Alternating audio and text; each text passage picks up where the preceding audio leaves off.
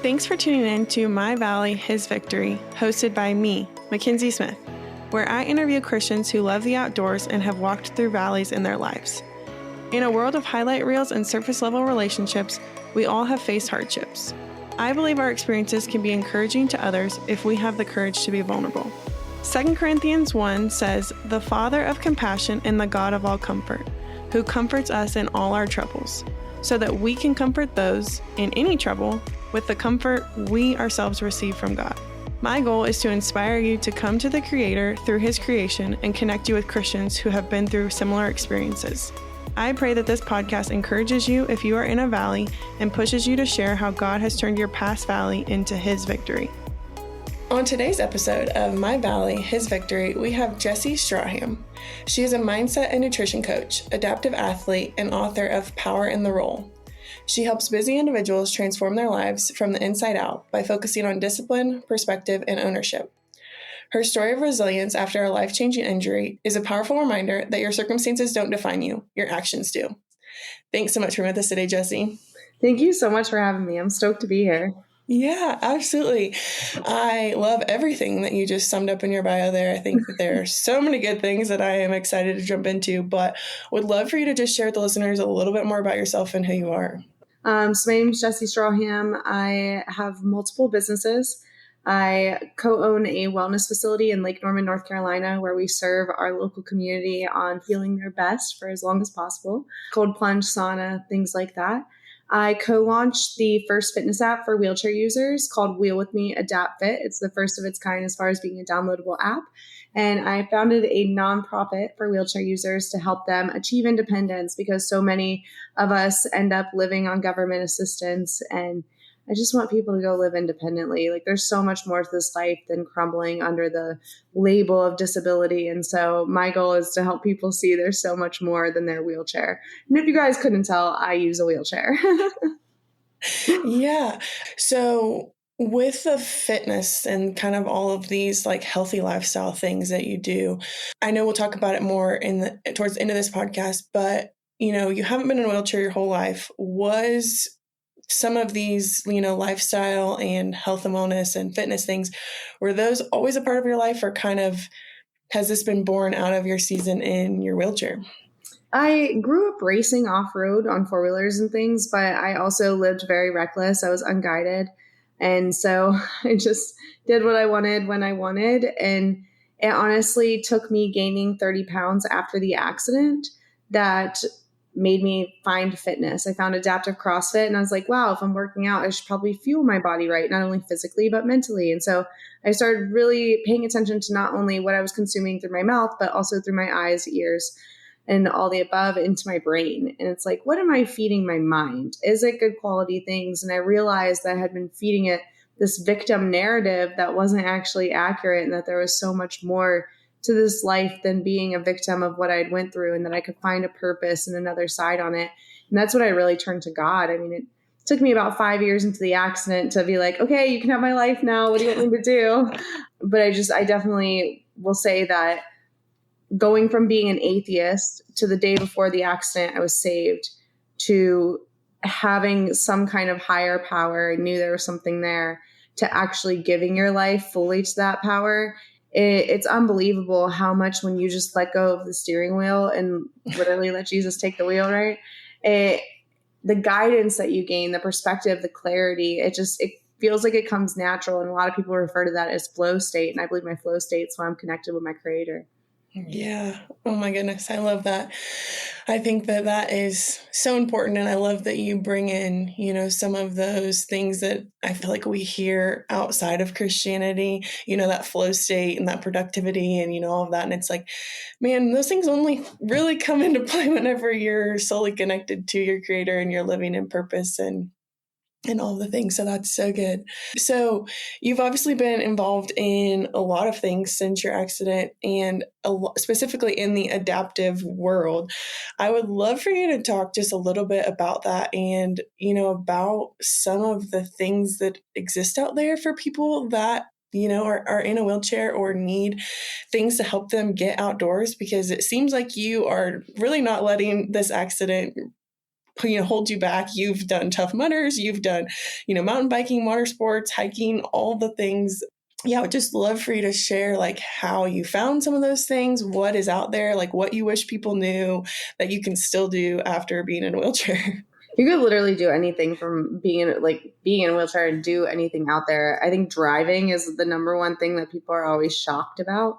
I don't drive a van. I have a really cute Mercedes SUV that I just whip around. And it's so funny when people see me park in an accessible spot and they're like, oh, this young girl is using this. But adaptive sports saved my life. I think the first year or so of my injury, I really focused on walking again. And when you get a spinal cord injury, the chances of you walking are less than 3%. And the chance of you walking like you did before, again, less than 3%.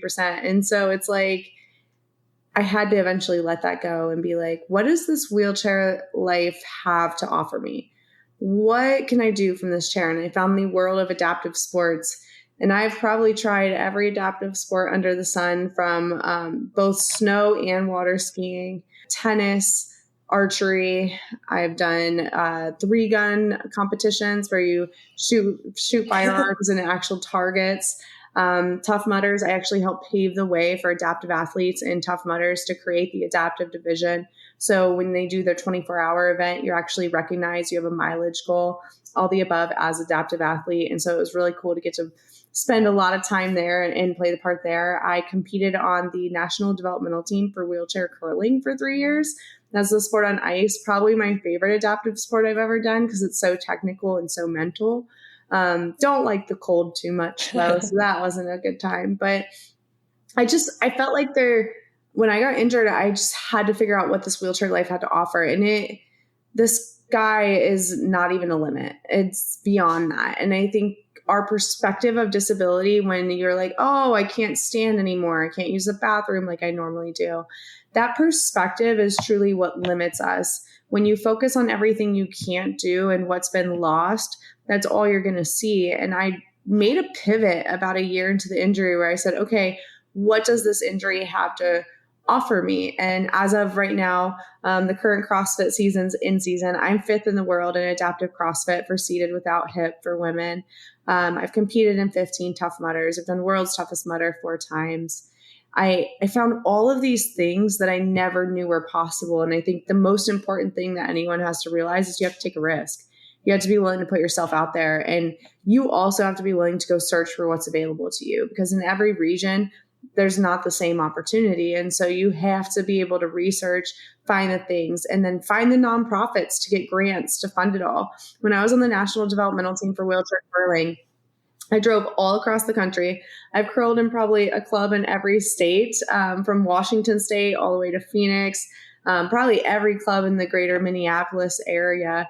And I camped when I did this to save money on hotels. And so I had a single person tent. I'd find a KOA because I knew that there would be an accessible bathroom essentially. And I would call beforehand just to be sure. I'm like, hey, you got a shower chair in there? And they typically did. And they were always so kind. I had a camp stove, my cooler, and I literally would load up my car and just go camp at KOAs, or I'd find another wheelchair user in the area and be like, hey, could I stay with you? And I knew I had an accessible place to stay. And so it really is, the only limit is your mind, essentially. Like, yeah, I can't walk. Yeah, I have some bowel bladder issues. Yeah, I have mobility issues, but I refuse to let that be my limitation. And I refuse to let that dictate what I could or couldn't do in life. And I think too often we allow other people's perspective of us to control us. And then we also allow our perceived limitations of our situation, whether that be economical or physical. We allow those things to stop us from finding other ways to go and live the life we want to live. And that's why I started coaching. I'm like, listen, it doesn't matter your situation. Like, come on, let's get out of this mindset and actually get in that mentality of, I'm going to go get after life regardless of what limitations I perceive. And then allowing God to guide that life and guide your decisions really is the bow on the package. Yeah, absolutely.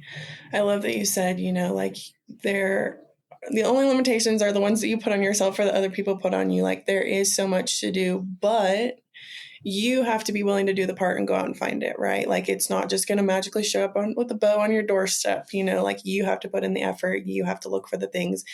You have to probably be uncomfortable in some way going to those events and showing up and, not knowing maybe how it's going to go, but knowing that you have a place there and that's all that matters, and I think that it's cool that you've paved the way for a lot of adaptive athletes to be able to do some of these things. And I just think that that's so amazing. I went to a little film festival here in Utah, and it was actually at an adaptive facility, and the outdoor film series was about adaptive athletes. And I was like, wow, how cool. Like, I didn't know that you could go skiing, if you had been in, and if you're in a wheelchair. Like, I didn't even know that was possible.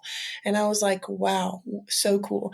And then a guy that was on the podcast, oh gosh, it's been a while, but he talked about, there's a ministry called Luke 5, and it's a adaptive. They take people into the outdoors, and I was just like, man, how cool. Like, there are so many things out there that I didn't even know about, and then that you didn't know about until you were in your accident, and you had to go out and find them. And so there's a lot out there, and I think that that's just so cool that there's no limits. You just got to go and do it. Well, just right outside of Salt Lake, there's a place called the National Ability Center. And I think that's where it was. That place is unbelievable. I've gotten a tour of there, and it is one of the coolest facilities I've been to. And I'm assuming the film you watched was Full Circle, about Trevor Kinnison, the guy who does backflips in a sit ski and a monoski. Yeah, I think so. It was a couple different films. They were like short films, but okay. Yeah, Full Circle. It's on Netflix. 10 out of 10. Recommend watching that. It's about Trevor Kinnison. He is an adaptive sit skier that has a spinal cord injury, and it dives into not only his life sit skiing. He does these crazy jumps down mountains, flips in a sit ski, the whole nine. But he does a really beautiful job of showing the disability and what we have to go through on a daily basis to get to go out and live. And I think that's really the one thing that society doesn't understand. A lot of times we're perceived as lazy, but in reality, it's like, hey, my morning could look a lot different than yours, and it's really unpredictable. I mean, this morning I had a bowel accident because I'm on my period or this skin infection I've been dealing with for the last 2 months. And it's like, I've been dealing with health issues the last 2 months. I have these bowel issues from time to time. And what would take you, 10, 15 minutes to clean up takes me about 2 hours. And so I've had to pivot in my day, and I still have to execute. I still work. I have a job as well. I work part-time for a company while building our businesses. And so I still have my actual day job to do. I still have 2 businesses I'm managing, and you can't stop. And I think that's the important thing is, life hands us so many obstacles as a whole, as a human being. Then you toss a disability in there, and those obstacles look crazy. And I just don't quit. I don't let the obstacles dictate what I do or don't do. Now, sometimes it does dictate my perspective of the world. And I'm like, man, the world's a really ugly place right now. But I'm like, my boyfriend and I literally just had this conversation this morning of, life feels really heavy right now. It feels really hard. And he's like, baby, when it gets the hardest and we're feeling the heaviest like we are, God's about to come through with a big breakthrough. And I was like, you're not lying. The breakthrough is coming. And so we just have to be patient in the mission and understand that if life was always good, there would be no good. And you can't grow and you can't develop into the human that you're capable of without getting through the trials and tribulations. And that's just the nature of the game. And when you can really, really accept that perspective of the world, it definitely makes the hard days a little easier, to where you can, once you get through that really initial hard part, you can kind of put a smile on, get through it with grace, and understand that it's not your forever. Yeah, man, I think anybody can take advice from that a little bit, regardless of whether you're in a wheelchair or not. That's, there's so much good in that. And I just love that you said, if everything was good all the time, it wouldn't actually be good. And it's like, you have to have different feelings and different realities in order to have, the good. Oh, good. So good. So I would love for you to talk about how, being out in these Tough Mudders, maybe doing some of these adaptive sports, really plays a role in your relationship with Christ. Oh man, and can I tell you, the middle of the night in a 24-hour Tough Mudder, when you're borderline hypothermic and you're like, I can't quit on myself, and you're like, hey, I need a little strength right now. But I really I believe it's part of the bigger mission. I know that the more that I pray on everything before I make a decision, typically, and I feel very guided in what I do, and I believe that my example is sharing his mission and his power. And because I'm very vocal that, like, hey, you guys, even on my good days, I'm really grateful and I praise him for gratitude. And on my bad days, I'm praising for some strength. And I think it's important to praise both in the good and bad. And a lot of us kind of miss that. And I believe through Tough Mudders and these competitions that I've done, it's really created the path and the strength that I needed physically to do his work and do his mission, right? And it's given me experience to be able to develop further on that and just share the good word of like, hey, if you actually pray and listen, there's a lot of guidance happening in your life on where you should be and where you should go. But I think it's not in the competition that you get closer with Christ. I think it's out of the competition. I get a lot closer with God in those moments where I'm training and I'm like, I just don't think I can go on anymore, or I'm hit with a health ailment. Or when life's really, really good and I'm like, man, thank you for giving me this life. Thank you for this experience. And I think that's where the bread and butter is. We're always looking at the end game as a destination, but really it's the path to get there. That's where the biggest impact is. Yeah, I totally agree with you. And I think it's so important that you said, we have to praise him regardless of the circumstance. We have to praise him in the good and the bad, and like the, hey, like I need the strength here, and I know you're going to do it. And, all of that. I think that's really important. And man, that's a lesson I've really had to learn, just what you said there at the end about, it's not in the destination, it's in the journey. And there's so much to be learned there. I know for the longest time, I was definitely a destination person. I was like, just get to the next thing, do this thing, check this thing off the box. And it's like, when you're so hyper-focused on that, you miss what's happening in real time and in the journey. And that's been something that God showed me like 5 years ago. And I've been trying to slow down, been trying to enjoy the journey, been trying to pay attention and be present and, all of that. So that is very valuable to say, and to just like focus on, like, these goals and these things they're all good, but there may be you may not actually reach that goal, but there's still something great that happened. It's like, it's not failure if you grew in the process, even if you didn't make the goal. Oh man. I think as humans, we kind of mistake that a lot. And it's like, oh, I failed or I didn't make it. And it's like, actually, you did. You learned a lot. I wrote a book. It comes out later in 2025 in fall, and it's called Power in the Role. And it's just a really raw, real reflection of the decisions I made all through my youth, all the way up to me getting paralyzed and beyond, and how you can see where God tried to stop that from happening. One of the biggest things ever since I started having sexual relations, I gave my body away very freely. I seeked validation through my body in the way that it was viewed, valued, etc. And so I ended up getting pregnant at 15 and having an abortion. And I believe that was a wake-up call from God, but I was an atheist at the time. And so I had no faith. I didn't believe in him at all. And I'm like, so I was like, there was a wake-up call. And then there's other stories throughout my young adulthood where just in the reflection, you can see where God's trying to wake you up and trying to make you kind of pivot in your own decision-making. And oftentimes we're looking for external things to blame, essentially. And a lot of times there's no one else to blame but ourselves when you actually reflect on it. And I think it's in that reflection we see the power of the journey itself. And in the midst of the journey, we often don't take that time to pause, or even in the midst of the journey, we never take that time to reflect, to learn.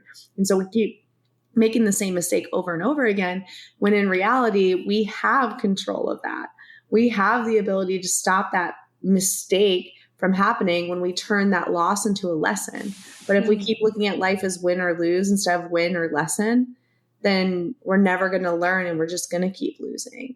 And I think that's really a key factor that human beings as a whole miss. It's like, you're not losing anything. You're not behind on anything. But if you're not learning, you are for Yeah. sure. But if you learn from what you're experiencing and the decisions you make and the decisions other make that impact you, now that's where you're shortcut in life. That's where you're really able to move forward and on to the next level. But if you feel like you're in this perpetual cycle of the sameness, that's typically because you're not learning from the losses. You're just letting them be losses. They're actually lessons. Yeah. Yeah. Man, so good. I'm just like, amen, sister. Keep preaching. Oh, so much knowledge, so much wisdom. I would love for you to share a specific story about a way in which maybe God has revealed himself or spoken to you through the outdoors. You ever wake up like 6:00 in the morning in your tent to crickets and the birds and all the nature sounds, and you're just like, and you just take a moment. And I would journal. So I love to journal first thing in the morning, but especially when I would camp. And just taking a moment to just sit in that stillness and that silence. And you're like, the wonder of this world that we get to live in, and just taking that all in and really appreciating it, appreciating the air we breathe, appreciating the greenness of the grass and the trees and the breeze. How often do we slow down enough just to really appreciate that? I will say the one place that I do talk to God and have more conversations with God and actually hear his voice is silence in the car. I love to ride in silence. It's probably one of my favorite things to do.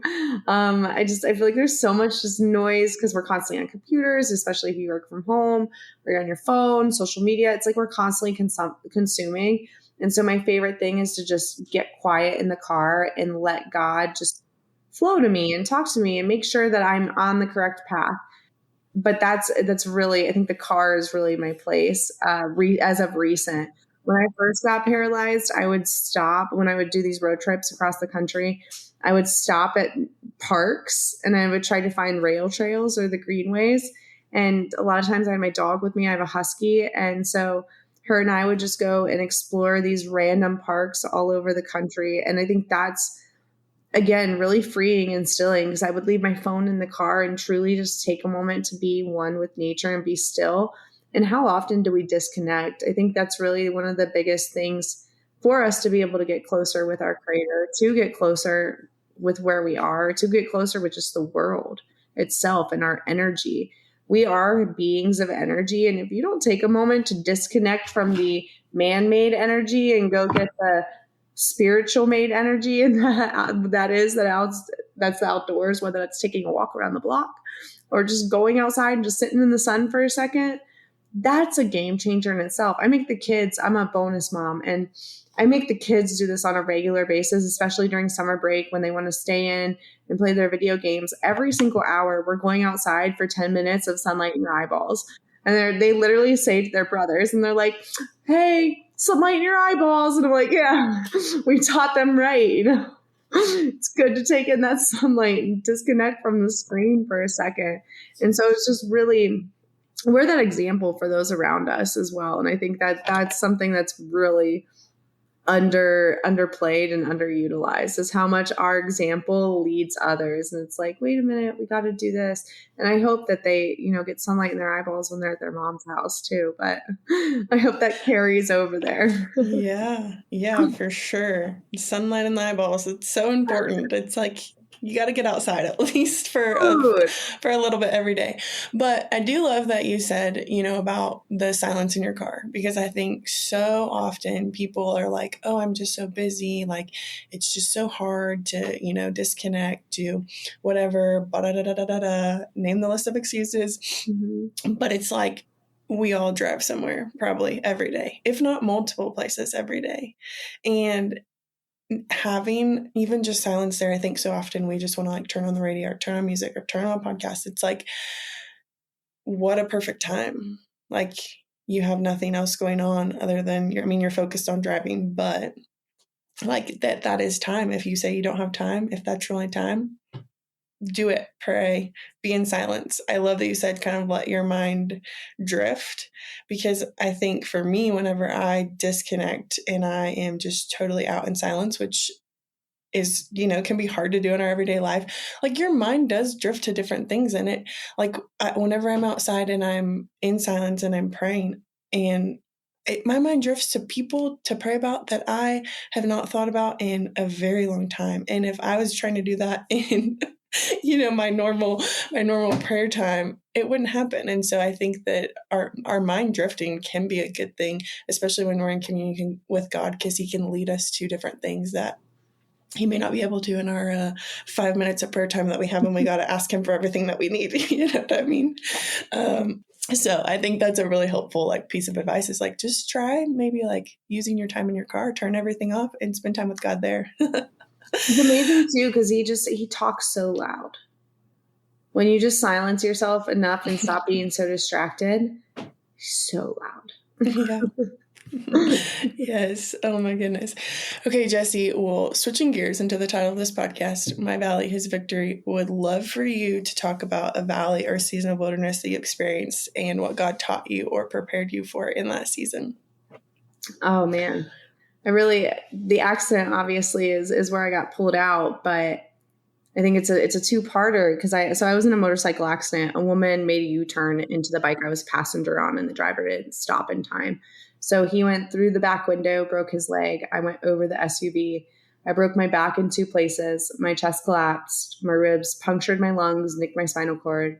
I have a traumatic brain injury, and I coded twice and had to be resuscitated. And at some point when I coded, I saw my grandmother, who had passed when I was a kid.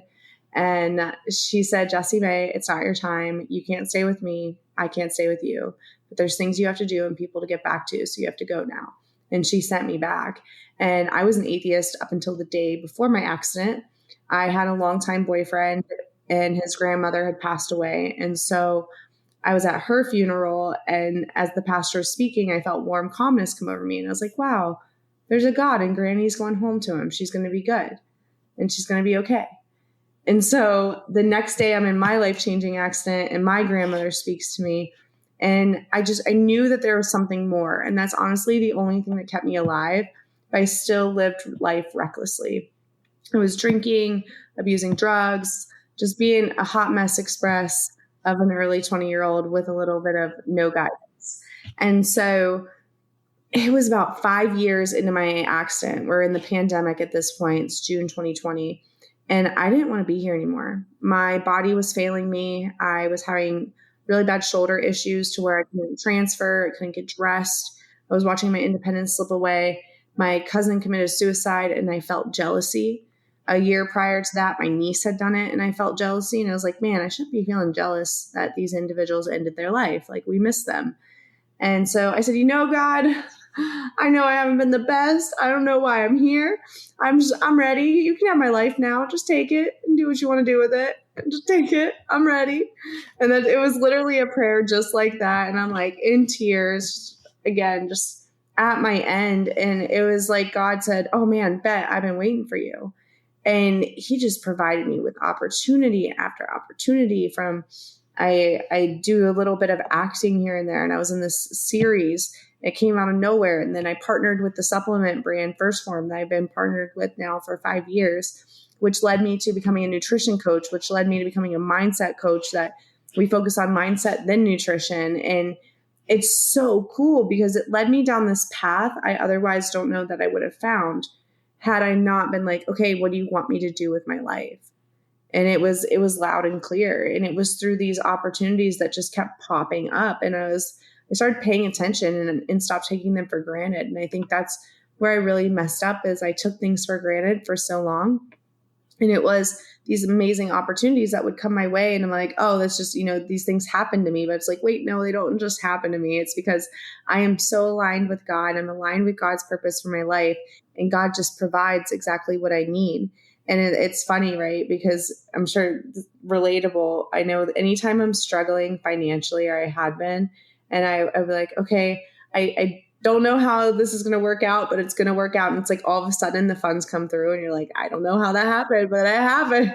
And you're just you just keep the faith. And then all of a sudden it shows up. I think that those micro moments, we often just kind of glaze over without giving them the thought that they deserve of holy moly. We serve a very powerful God that shows up exactly when we need him to. Yeah. Yeah. Amen to that. I've had that experience happen so many times.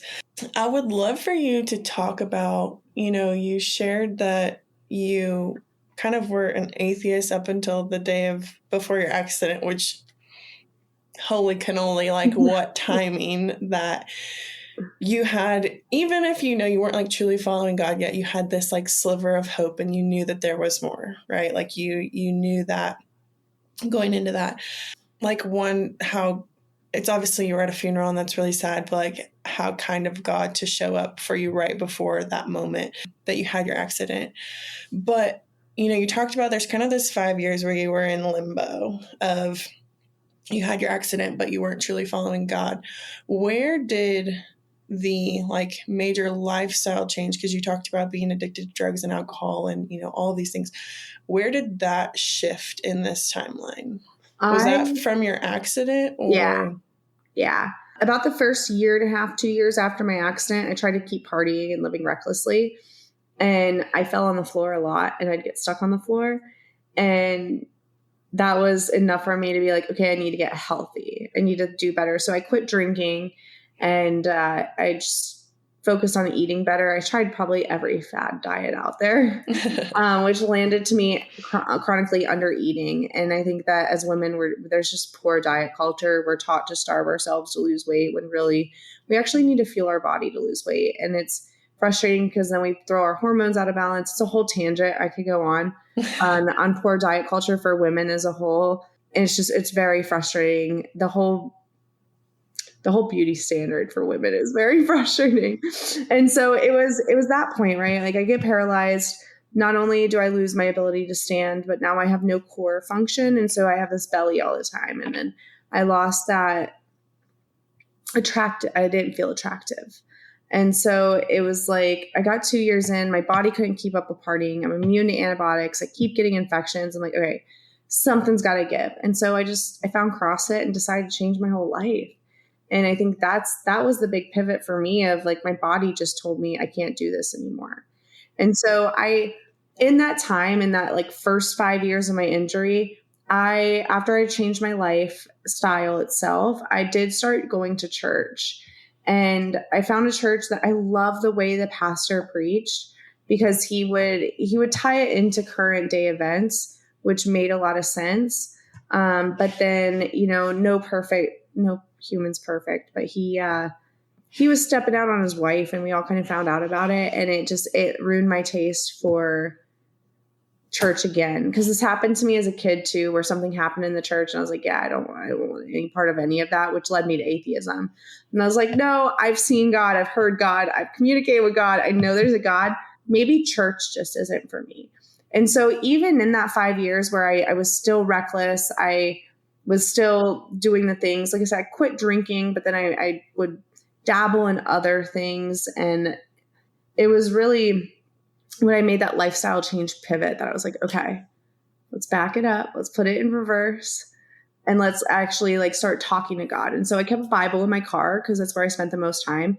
I've drove probably 350,000 miles in the 10 years I've been paralyzed.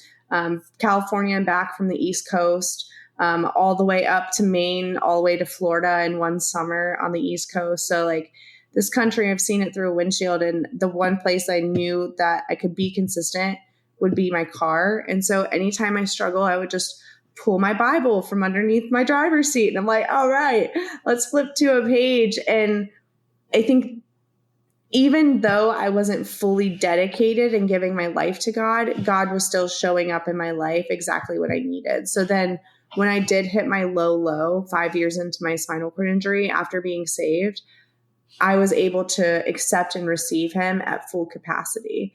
And I think that's the beautiful thing too, is that God never gives up on us.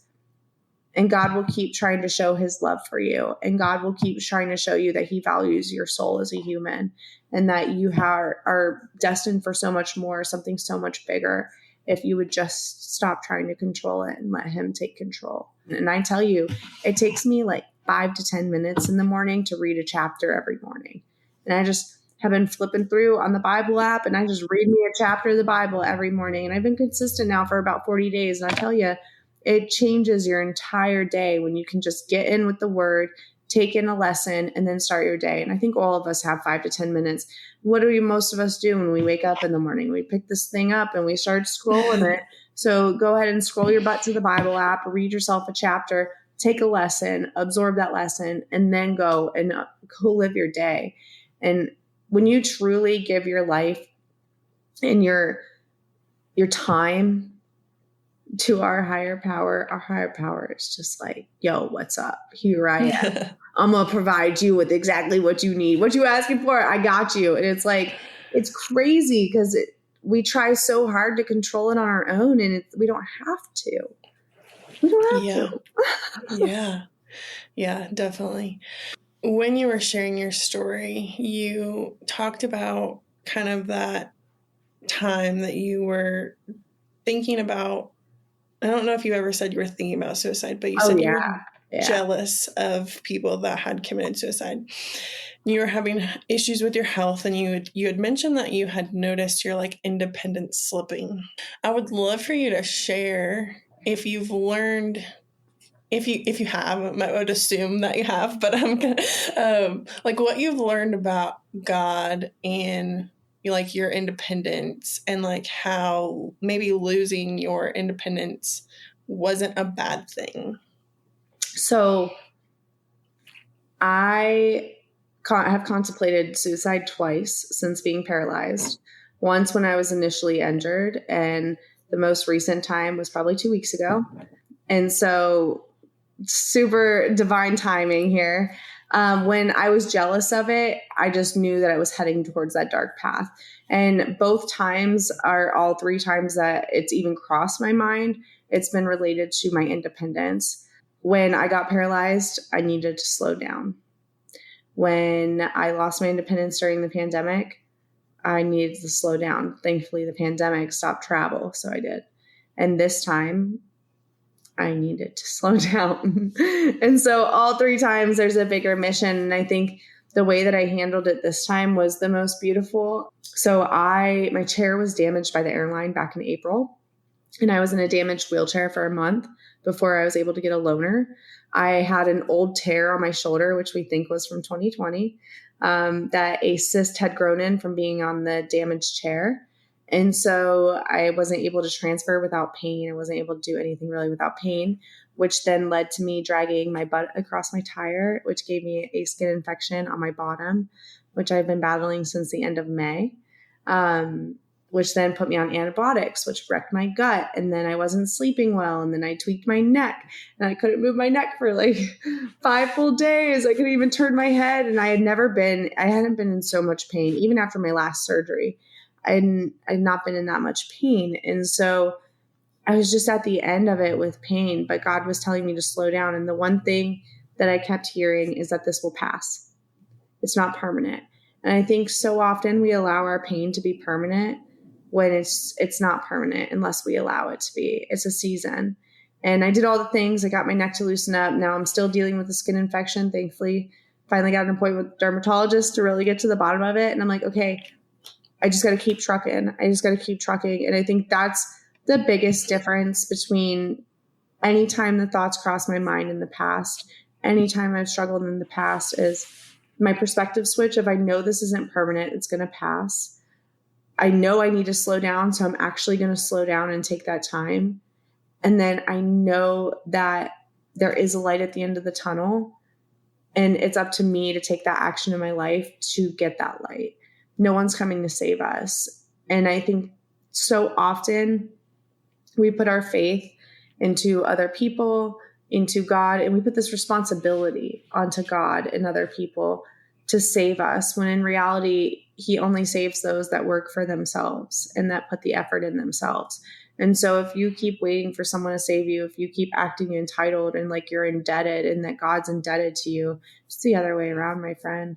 Like, we are definitely indebted to Him to share His mission, share His glory, to spread the good word, to get more people to believe and just be better humans. That's what it comes down to. At the end of the day, that is what faith comes down to, is just being a really freaking better human and taking care of each other, and just stop being a big jerkosaurus, a big entitled jerkosaurus. It's so frustrating because it's like, we are not entitled to anything in this life. Not our health, not our privilege, not our job, food, a house, nothing. And yet we walk around like we're entitled to it all. And so when it gets taken away, we end up feeling this victim mindset of poor me, feel bad for me, when in reality, it's like, okay, how can I rebuild? I have to take responsibility. I have to put in the work. No one's coming to save me. And I think when you accept that, it just makes life a lot more easier when you do have those hard times. But yeah, like, I definitely would be lying if I said there aren't times where I'm like, man, this life is really hard. I don't want to do this. I really don't want to do this, but I know that I have no choice because it's not my decision. At the end of the day, who am I to take this life I've been granted? It doesn't matter how much I don't want to live it. It's not mine to take. Yeah. Yeah, I love that you said that, we don't deserve anything. The only thing we deserve is death, but Jesus has given us an opportunity to not get that. And everything else is just icing on the cake, man. I love just how vulnerable you are about the experiences that you've had, and just about, even like, hey, like, I had a thought about this a few weeks ago, and it's not a like, oh, I'm good, I'm healed, I'm done, never have a hard time again. Like, no, there's still hard times. There's still things that are challenging. There are still seasons after seasons that we're going to go through that are going to be continually hard. But I love what you said, about that they're not going to last, and that there is always that light at the end of the tunnel. But you said you have to go and find that light. And a lot of times, whenever we are going through hard times, that's the times that we disconnect ourselves the most from God, I feel like. And it's like, no, we have to be seeking that out, and we have to be looking to him and listening to what he has to say. And, you said in your situation, it was, hey, I need to slow down. There are things that are happening that I'm not paying attention to.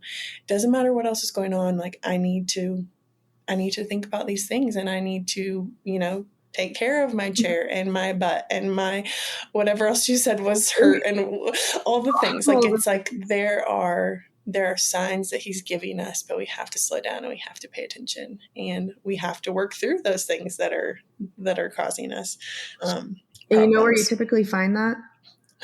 In the silence in your car. Yeah.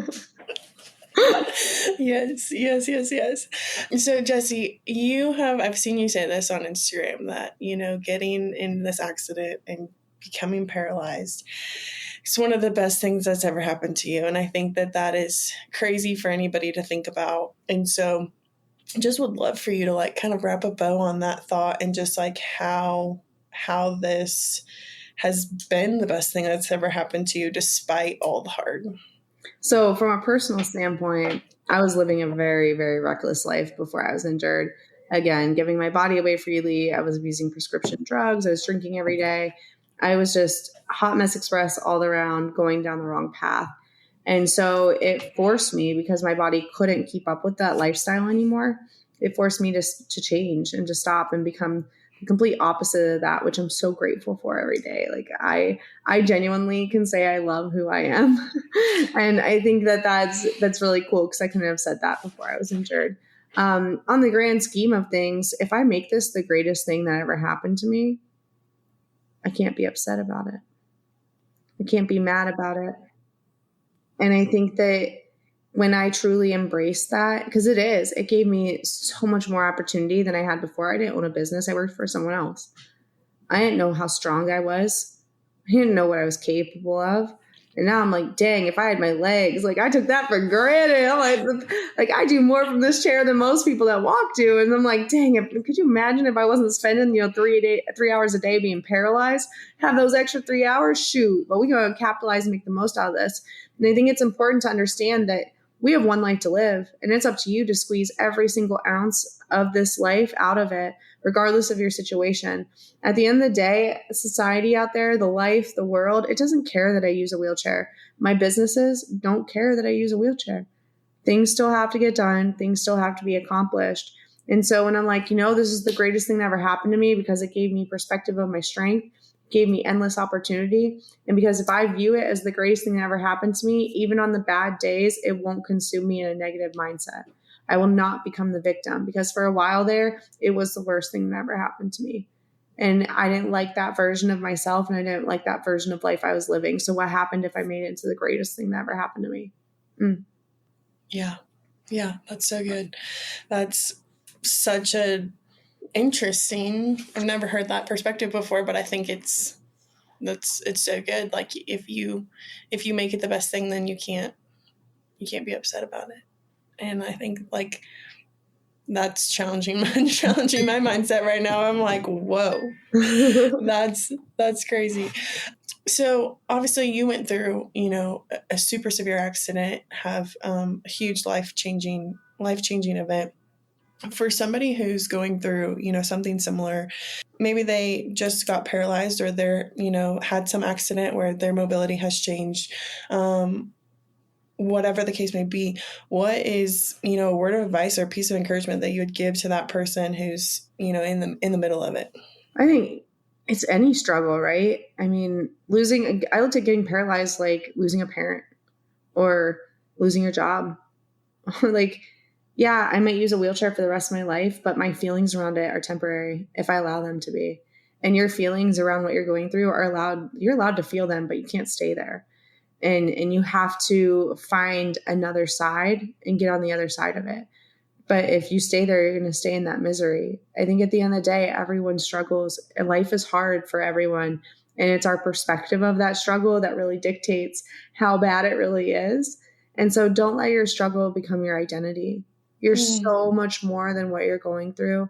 You're so much more than this hard time. And if you keep fighting and working, there's a good chance it's going to get harder before it gets easier. But eventually you will find the other side, and it won't be so bad. It doesn't have to be bad. It's not a bad life. It's a bad moment. And moments pass if you allow them. Now you can keep recreating the same moment, but if it's a bad one, why do you want to stay there? You deserve more. You deserve to be happy, and you deserve to live this life to the fullest and get as much as you can out of it. Just find the good in it and keep moving forward. Because even if it's listen, it might not be a big good. When I first got paralyzed, can I tell you what got me through? I have a seat everywhere I go. My shoes don't get as dirty. Parking, awesome most of the time, if you can find a spot. Amusement parks, I get a ride time. I don't have to wait in line, and typically I get to go to the front. Concerts, same deal, special privilege. People typically treat you better, or you're invisible, which is also cool because then you can eavesdrop and get around, people watch, the whole nine. I think that when you choose to see the good, there's so much more of it than bad, but you're going to get what you're looking for out of the situation and out of life. And so if you don't want to stay in that negative mindset around whatever you're going through forever, start looking for the good in it. So good. Man, that we've said that time and time again, and it's just so true. And I love that, it may be the silliest things, I just love your attitude about this whole thing. And, you said, like, my shoes aren't even that dirty. Like, you probably don't really have to go through shoes anymore. Like, I don't wear them out. Like, that's like the way in which you can just like make light of that and like find the good in those tiny little things, I think is just so cool. And man, I've just really, really enjoyed this conversation. I've really enjoyed getting to know a little bit more about you, and just your perspective on things, I think is so, I keep saying the word good. I need to pick a different word, but it's just so valuable. And there's a lot of wisdom in what you've gone through and the experiences that you've had. And man, I just am so inspired by you and all that you're doing, and just your mindset around like, you can't let the things that happen to you define you. Like, keep going, find something different, move on, man. So Jesse, I'd love for you to leave the listeners as we wrap up just with where they can find more about you, where they can find more about your businesses, and more about the book that you're writing or that you wrote. It sounds like it's maybe a done deal. It's available on Amazon, Barnes & Noble, and then the publisher's website, which is excited. So go to your favorite retailer and type in Power in the Role, and you will find my book, which I'm so excited for. And then my name is Jesi Stracham. Looks like Stracham on all platforms. So it's JesiStracham.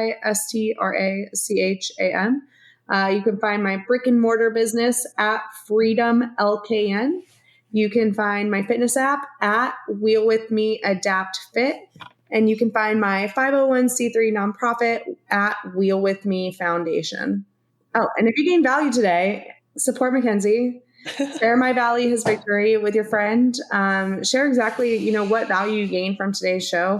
If you're like, man, that thought, that perspective just really shifted mine, be sure to share that with a friend. That's how these podcasts grow. Mackenzie's spending her valuable time giving you guys some value. So least you can do is share the show with a friend. You're so sweet. Well, thank you, Jesi, again so much. And like I said, I've just really enjoyed this conversation and just all of your mindset and all of your wisdom. Yeah, thank you so much for having me. Thanks so much for listening to this week's episode of My Valley, His Victory. If you or someone you know are interested in being on this podcast, please email myvalleyhisvictory@gmail.com.